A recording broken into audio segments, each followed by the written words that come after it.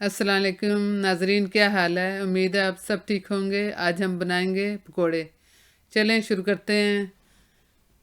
बिस्मिल्लाहिर्रहमानिर्रहीम। एक बर्तन में 250 ग्राम बेसन, 1 टेबलस्पून चावल का आटा, 1 टेबलस्पून मैदा, हाफ़ टी स्पून सुरख मिर्च, हाफ़ टी स्पून दरदरी मिर्च, क्वार्टर टी स्पून हल्दी, quarter tea spoon baking powder, 1 tablespoon नमक,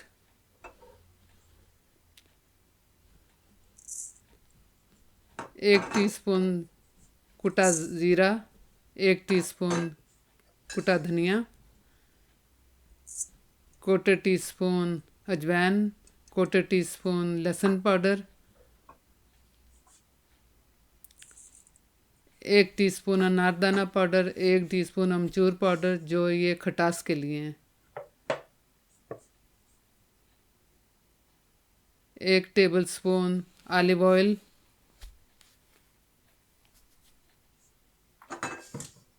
ऑलिव ऑयल डालकर अच्छी तरह मिक्स कर लें।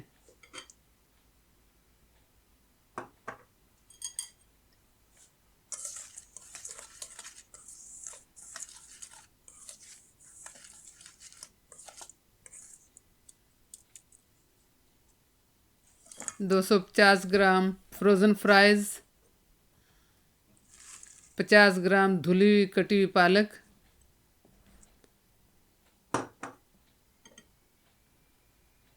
4 हरी मिर्चें, 25 ग्राम मेथी, ये भी धुली और कटी हुई है,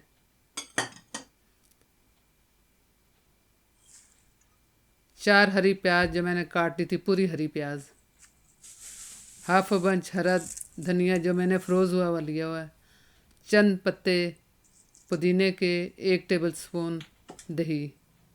आप फ्रेश भी ले सकते हैं धनिया।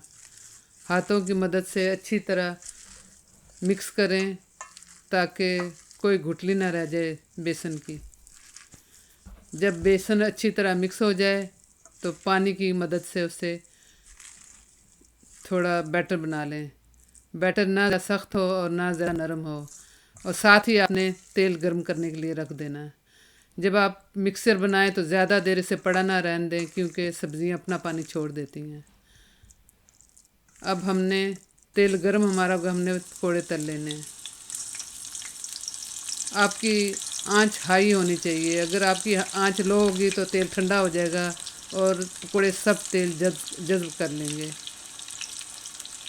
जब एक तरफ से पकौड़े बन जाएं तो उससे चमचे की मदद से पलट दें।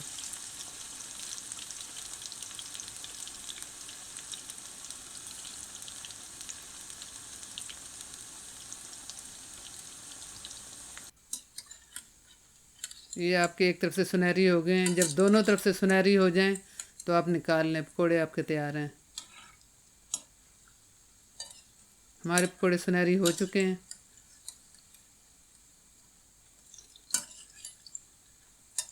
अब हम निकाल लेंगे। पकौड़े हमारे तैयार हैं।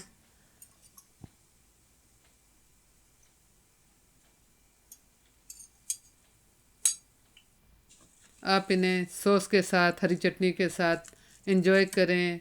रेसिपी शेयर करें, लाइक करें और सब्सक्राइब करें। अल्लाह हाफिज़।